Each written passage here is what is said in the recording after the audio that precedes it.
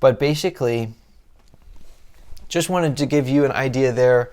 So lastly, mistakes that I made. Gosh, I'd like to think if I could go back, knowing what I know now, that I could transition. I mean, I could have solved all my problems maybe within 18 months. Instead it took me 3.5 years. So that's the point. That's why I really believe in the value that I'm bringing to you, because I do have more wisdom and I have all this hindsight and all this knowledge that I didn't have when I was just desperate and just trying to figure it out for myself to solve my problems. I mean, I definitely would have relied on different cheat foods, which is why, again, going back to rapidregeneration.com/cheat-foods, I've just figured out better foods to cheat with. I was eating so many corn chips. It was crazy. I was eating probably a huge bag every day or more.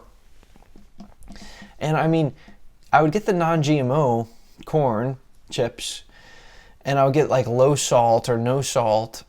But I mean, they're deep fat fried, in vegetable oil. I mean, corn is bad already, as being starches and complex sugars and very attracting to candida and hard to digest and acidic. But then you deep fat fry it.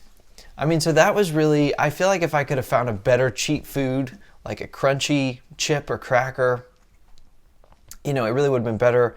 It just took me a while to find these different foods and these different tips and tricks. And I would have loved to transition faster and go to more raw more quickly, but I was just going through such a challenging time in my personal life, in my work life, and I didn't have that kind of balance where I could really go after turning up the dial on the raw to get to 100% faster. Now, maybe you don't have to get to 100%, or, you don't want to go all raw and etc. And so that's okay.